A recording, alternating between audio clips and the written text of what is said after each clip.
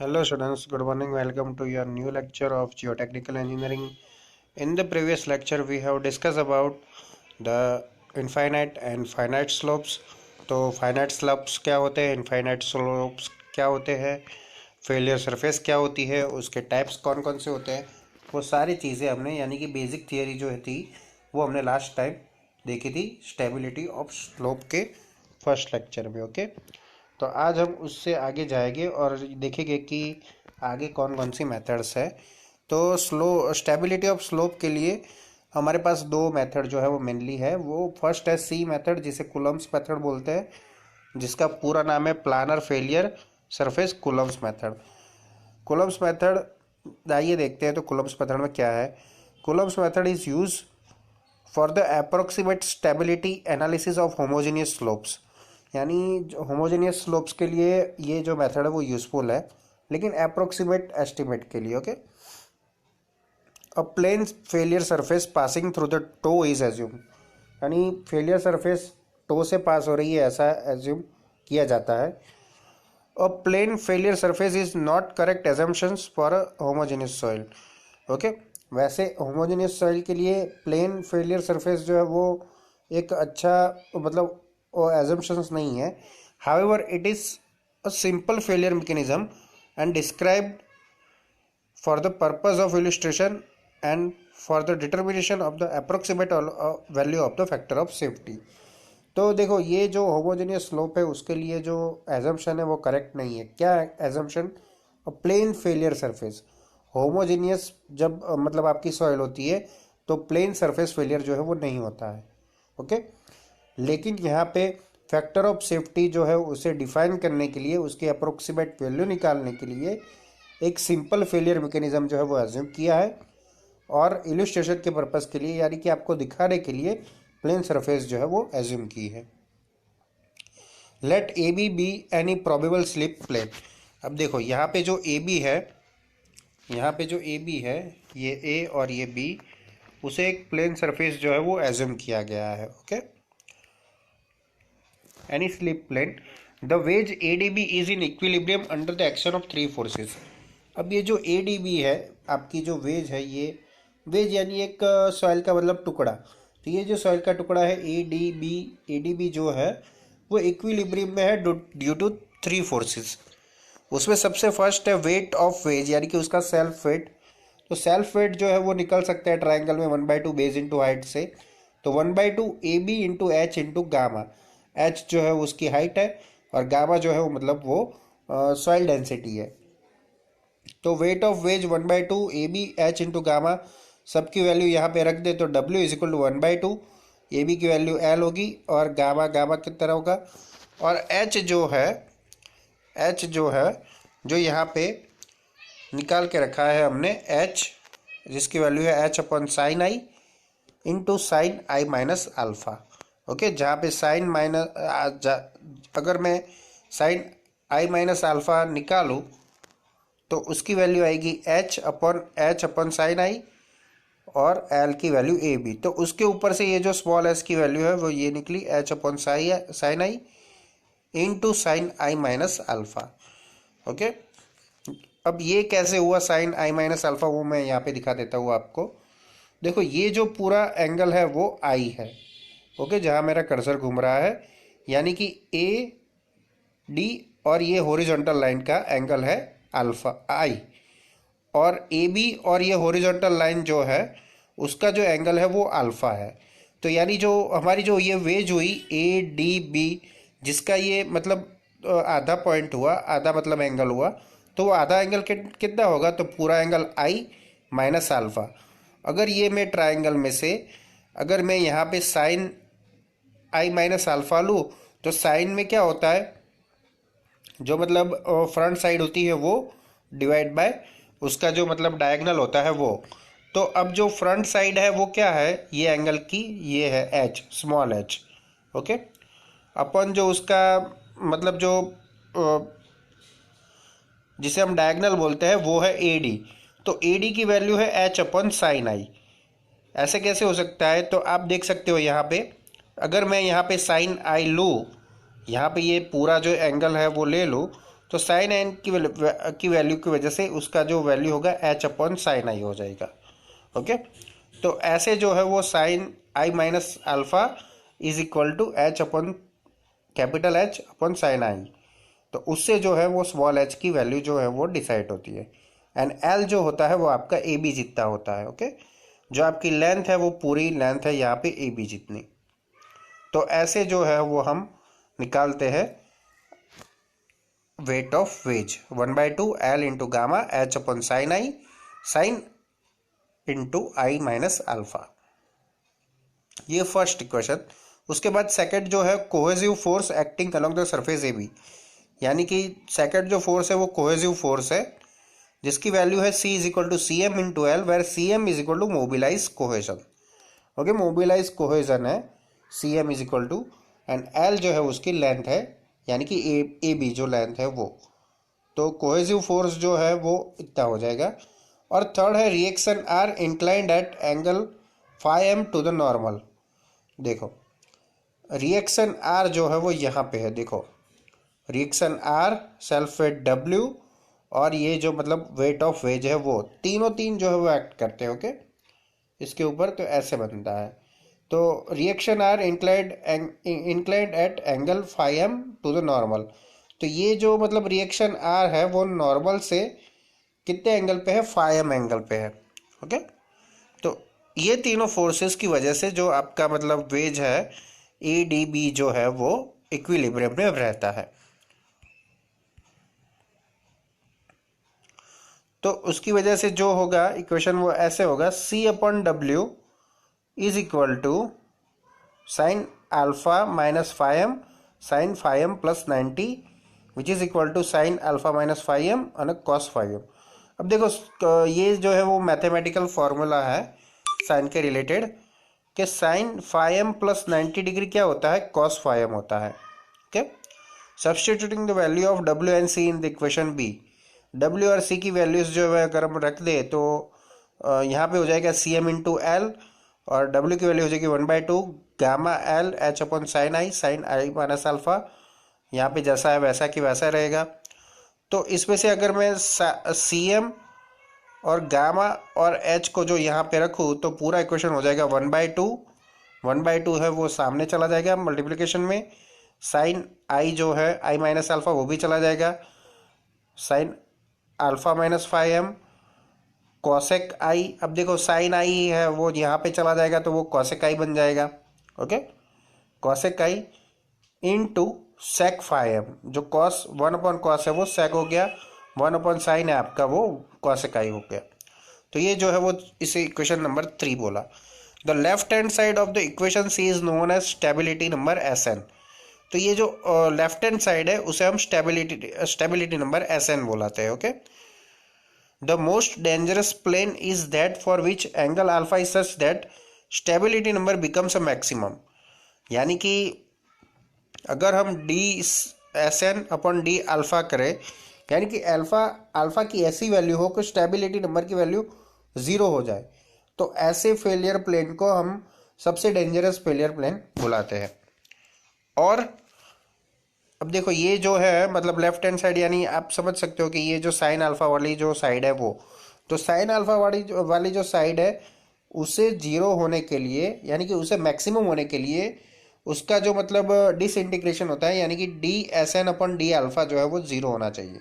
Okay, और ऐसा भी लिख सकते हैं Sn की वैल्यू लिख के D alpha sine i minus alpha sine alpha minus 5m। तो इतनी जो वैल्यू है वो जो है वो 0 होनी चाहिए। और साइन, अब देखो ये डिसइंटीग्रेशन का रूल जो है वो यहाँ पे अप्लाई होता है। जैसे ही 2 साइन आते हैं यहाँ पे तो हम उसमें से ऐसा करते हैं, sine i minus alpha cos alpha minus 5m minus sine alpha minus 5m cos i minus alpha is equal to 0। तो यहाँ पे अगर मैं साइन कॉस जो है एक दूसरे के नीचे ले जाऊँगा तो हो जाएगा 10 i minus alpha is equal to 10 alpha minus 5m।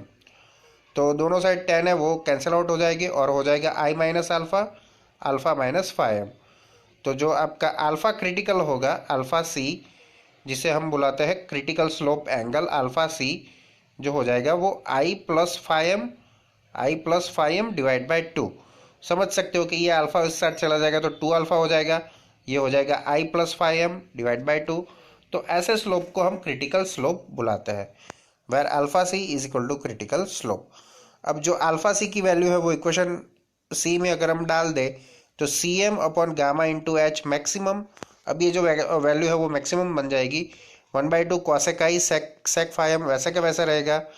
और अल्फा की value sign i minus alpha यानी कि I+I+φm divide by 2 multiply by sine I-φm यानी कि I+φm/2 -φm।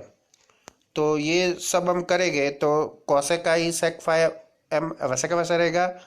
साइन जो है उसकी वैल्यू आई माइनस में से कट होगी तो वही रह जाएगी I-φm डिवाइड बाई 2। ओके, और जो sine into sine I-φm divide by 2। तो ये जो वैल्यू है उसे हम सिंप्लीफाई करेंगे तो 1/2 कॉसेक आई सेक फाइम, और आई जो है वो कॉमन निकल जाएगा minus cos I-φm divide by 2। तो इतना जो है वो मैथमेटिक्स के रूल्स के हिसाब से होता है आपका इक्वेशन। सिंप्लीफाई ऐसे करते हैं उसे। ओके, अब यही इक्वेशन को अगर हम थोड़ा और मॉडिफाई करें तो हो जाएगा c M upon gamma into H maximum is equal to i minus cos I-φm 4 sine i cos phi m. तो एच की वैल्यू इसमें से निकल जाएगी 4cm, cm जो है वो यहाँ चला जाएगा, और गामा इंटू एच जो है उसमें से गामा जो है वो यहाँ पे चला जाएगा। तो 1 माइनस कॉस आई माइनस फाइम, और ऊपर हो जाएगा 4cm sign i cos phi m. तो इन शॉर्ट इसमें से एच की वैल्यू जो है वो हमने निकाली है। ओके, ये जो 4 साइन आई कॉस फाइम है वो यहाँ पे मल्टीप्लिकेशन में चला जाएगा, और ये जो मतलब गामा जो है वो 1 minus cos i minus M में चला जाएगा। तो एच जो है वो सेफ हाइट ऑफ स्लोप है। ओके, यहाँ पे कैपिटल एच जो है वो सेफ हाइट ऑफ स्लोप है, यानी कि अगर आप इतनी हाइट मेंटेन रखोगे तो जो स्लोप का फेलियर होगा वो नहीं होगा, और इक्विलिब्रियम जो वेज एडीबी पे है वो बना रहेगा। ऐसा ये इक्वेशन हमें बताना चाहता है। The Coulomb's method gives reasonably accurate results for homogeneous slope which are vertical और नियरली वर्टिकल। ओके, जो वर्टिकल या नियरली वर्टिकल मतलब जो होते हैं स्लोप्स उसके लिए एक्यूरेट रिजल्ट देता है।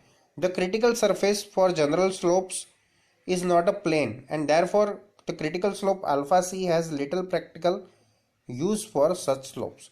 ओके, अब जो क्रिटिकल सरफेस जो होती है जनरल स्लोप्स की वो प्लेन नहीं होती है, is not a plane. Okay, and therefore critical slope alpha C has a little practical use for such slope. तो ऐसे स्लोप्स के लिए हम अल्फा सी जो है वो क्रिटिकल एंगल यूज कर सकते हैं। ओके, तो मैंने क्या किया वो आपको स्टेप बाय स्टेप समझा देता हूँ। सबसे पहले मैंने क्या किया, जो एक जो वेज थी स्लोप की ADB उसके ऊपर मैंने इक्विलिब्रियम कंसिडर किया। वो इक्विलिब्रियम में 3 फोर्सेस जो है वो मतलब कारणभूत थे। तो वो 3 फोर्सेस है वेट ऑफ वेज, उसके बाद जो मतलब कोहेजन फोर्स है वो, और थर्ड जो मतलब वेज जो रिएक्शन आर है वो। तो वो तीनों के हिसाब से क्या होता है कि आपका जो वेज है ADB वो एक इक्विलिब्रियम पोजीशन में रहता है। अब वो इक्विलिब्रियम पोजीशन में रहता है, उसका सिंप्लीफाई करके मैंने एक इक्वेशन निकाला अल्फा के लिए। ओके, अब जब जो स्टेबिलिटी नंबर Sn है उसका जो मतलब डिसइंटीग्रेशन है वो 0 होगा, तब जो है वो स्लोप की वैल्यू मैक्सिमम होगी, और ऐसे स्लोप को हम डेंजरस स्लोप बोलेंगे, और ऐसे एंगल को स्लोप के ऐसे एंगल को हम क्रिटिकल एंगल बोलेंगे। तो क्रिटिकल एंगल अल्फा सी हुआ। ओके, उसकी वैल्यू हमने रख के उस साइड जो इक्वेशन नंबर सी था उसमें रख दी पूरा का पूरा वैल्यू, और उसके हिसाब से जो मतलब इक्वेशन बना उससे हमने हाइट का इक्वेशन निकाला, और जो कैपिटल एच है वो सेफ हाइट है फॉर एनी स्लोप। यानी कि अगर आप ये हाइट मेंटेन रखोगे तो आपका जो स्लोप है वो मेंटेन रहेगा, उसका फेलियर नहीं होगा। तो ऐसा ये थियरी में हमने कूलम की थियरी में किया। उसके बाद जो सेकंड है वो आपके सिलेबस पे है टेलर स्टेबिलिटी नंबर। ओके, तो टेलर स्टेबिलिटी नंबर में क्या होता है देखते हैं। Total cohesive force C into L which resists the slipping of the soil mass along the slip arc at critical equilibrium is proportional to the cohesion C and height h of the slope। अब ये देखो, इससे जो है Taylor stability number वो बीच में से start किया हो ऐसे आपको लगेगा, लेकिन ऐसा नहीं है। जो कोहेसिव फोर्स है वो C इंटू एल है। C जो है वो कोहेजन के लिए है और L जो है वो आपकी स्लिप सरफेस की लेंथ है, जो आगे की थियरी में मैंने दिखाई। तो टोटल कोहेसिव फोर्स है जिसका इक्वेशन हमने लिखा था CM इंटू एल, तो ये वही इक्वेशन है CM इंटू एल। ओके, तो total cohesive force C into L जो है वो रेजिस्ट करती है स्लिपिंग ऑफ सॉइल मास को along the slip park at critical equilibrium is proportional to the cohesion and height of the slope. Okay, आपको जो last equation है उससे पता चल गया होगा कि कोई भी मतलब स्लोप में क्या होता है कि जो कोहेसिव फोर्स है वो कोहेजन C और हाइट h से प्रोपोर्शनल होता है। जितनी हाइट बढ़ती है उतना कोहेजन बढ़ता है। The force causing instability is the weight of the veg.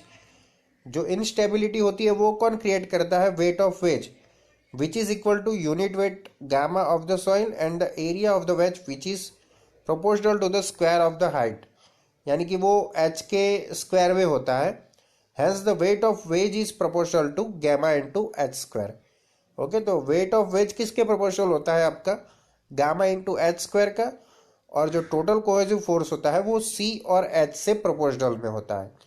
C और H से डायरेक्टली प्रोपोर्शनल पे होता है, और जो मतलब वेट ऑफ वेज है वो गामा इंटू एच स्क्वायर जितना प्रोपोर्शनल होता है। तो ये जो टेलर ने जो है वो आगे की थियरी से मतलब निष्कर्ष जो है वो निकाला। ओके, उसके बाद क्या होता है देखते हैं।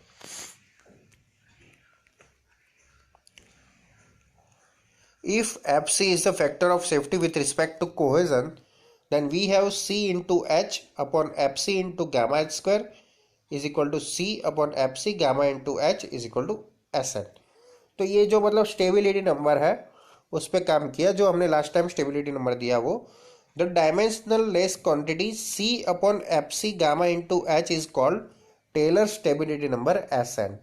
Okay, let CM is equal to mobilized unit cohesion necessary for equilibrium of a slope height h, then CM is equal to C upon FC। तो ये जो मोबिलाइज कोहेजन हमने जो लास्ट टाइम थियरी में लिखा था उसका इक्वेशन है C upon FC, cohesion upon FC। This thus the equation 1.28, यानी कि ऊपर का जो इक्वेशन है may be written as stability number SN is equal to C upon FC gamma into H is equal to CM gamma into H. देखो ये जो एच स्क्वायर और एच है वो कट हो जाएगा, गामा इंटू एच नीचे बचेगा, और C अपॉन एफ सी जो है उसे हम CM बुलाते हैं, यानी कि mobilise cohesion necessary for equilibrium of a slope. तो also if HC is the critical height, the factor of safety with respect to height is also equal to the factor of safety with respect to cohesion. अब देखो मैंने जैसे बताया कि cohesion जो है वो हाइट के प्रोपोर्शनल में होता है, तो फैक्टर ऑफ सेफ्टी मतलब जितना हाइट बढ़ेगी उतना भी फैक्टर ऑफ सेफ्टी भी बढ़ेगी। अगर आपकी फैक्टर ऑफ सेफ्टी कम होगी तो हाइट भी कम होगी। तो जो क्रिटिकल हाइट होते हैं उसका भी ऐसा ही होता है। तो आपका एफ सी जो होगा वो एच सी अपॉन एच हो जाएगा। जैसे ये C अपॉन एफ सी है तो F C is equal to H C upon H. Hence S N is equal to C upon F C into gamma into H, C M gamma H, C upon gamma into H C, यानी H की जगह पे in short हम H C लिख सकते हैं। तो ये जो है the reciprocal of the stability number है। The reciprocal of the stability number is known as stability factor. Okay, अब टेलर ने क्या किया? Taylor determine the values of SN for finite slopes using the friction circle method and represented the results in the form of tables and charts. तो ये friction circle method करके एक method आती है, लेकिन वो आपके सिलेबस में है नहीं। आपके अंदर खाली जो ये C मेथड्स यानी कूलम्स मेथड्स है और ये टेलर स्टेबिलिटी मेथड है। तो ये जो है उसने SN की वैल्यू के हिसाब से टेबल्स और चार्ट्स बनाए। Slopes that are of simple sections and of homogeneous soils में be analyse using the Taylor stability chart given in figure 1.23। Figure में आपको दिखा होगा कैसे फिगर है। The charts are prepared indicating the stability number Sn and slope angle I for various values of phi m। There are 5 parameters viz Cm, gamma, H, I and phi m. However, phi m is equal to 0 for purely cohesive soil. A 6 parameter DF become important. Okay यानी ये parameters जो है उसने ढूंढ निकाले कि इसकी वजह से इसकी मदद से हम जो है वो स्टेबिलिटी जो है वो फाइंड कर सकते हैं।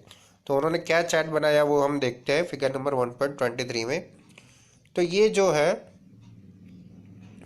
वो आपकी फिगर नंबर 1.23 है, Taylor's chart for C5 soils. Okay,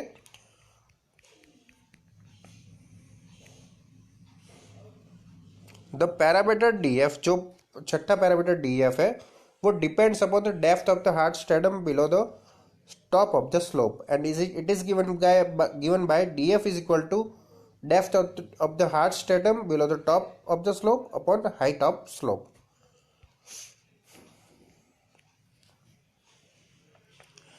अब देखो, when the slope is steep the failure surface passes through the to. Slope जब स्टीप होगा तब क्या होगा, वो टो के पास से पास होगा। Various for the flatter slope the failure extend below the toe.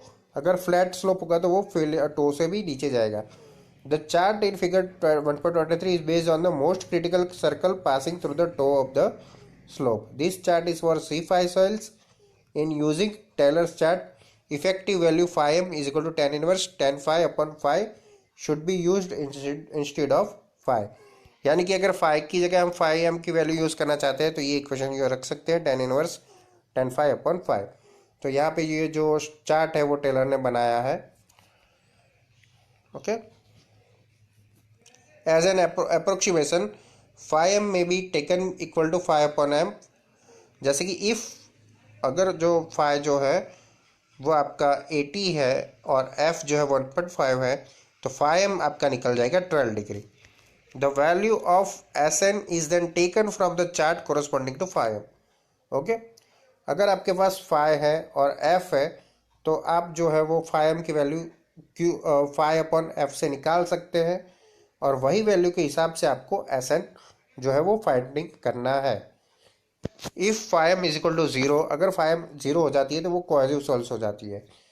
The chart in figure 1.25 is used to determine the stability number Sn for the given values of I and DF। अगर phi m 0 है तो आपको ये chart का use नहीं करना है, आपको फिगर नंबर 1.24 के चार्ट का यूज करना है। The chart can be use to determine the distance NH from the toe where the slip circle cuts the horizontal line. Okay, तो ये ऐसा है। तो आप यहाँ पे देख सकते हो use full lines for Sn chain dotted lines for n। तो ये जो फुल लाइन्स है वो मतलब Sn के लिए है और डॉटेड लाइन जो है वो फुल लाइन Sn के लिए और चैन डॉटेड लाइन्स जो है वो n के लिए है। ओके, यहाँ पे भी ऐसे ही है, स्टेबिलिटी नंबर और उसका ग्राफ डेप्थ की मदद से यहाँ पे निकाला है। ओके, अब ये यूज ऑफ स्टेबिलिटी नंबर यानी कि स्टेबिलिटी नंबर्स का यूज कहाँ पे होता है। The stability number can be use to determine factor of safety of a given slope for the known values of I and phi m। The value of Sn is determined from the Taylor stability charts and the factor of safety is determined as FC C upon Cm is equal to C Sn gamma into H, जो आगे का equation है वैसे ही। यानी कि factor of safety find करने के लिए हम स्टेबिलिटी नंबर्स का यूज़ करते हैं। और उसका जो सेकंड यूज़ है वो ये है, the stability number Sn can also be use to determine steepest slope for a given factor of safety. Sn is computed as Sn is equal to C upon F into gamma into H, पर F is equal to given factor of safety.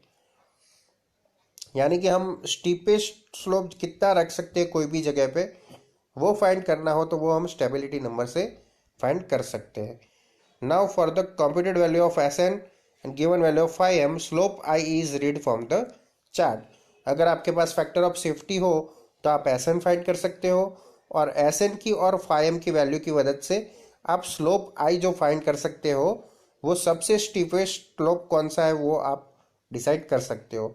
तो उसका practical मतलब आपको कहाँ पे use होगा, जहाँ पे अगर आप ब्रिज बना रहे हो, आपने अगर देखा होगा कि अभी एसपी रिंग रोड जो है वहाँ पे फ्लाईओवर्स बन रहे हैं, तो फ्लाईओवर बनने से पहले उनको कितना स्लोप देना है, कहाँ से कितना देना है, तो वो इसके ऊपर से स्टेबिलिटी नंबर के ऊपर से डिसाइड हो सकता है कि यहाँ पे ये सॉइल की ये पोजीशन पे हम उसे कितना स्लोप जो है वो दे सकते हैं। ओके, तो ये सारे एनालिसिस के लिए आपका स्टेबिलिटी नंबर जो है वो यूजफुल होता है। Okay students, thank you for watching and keep watching for updating videos of geotechnical engineering. Thank you.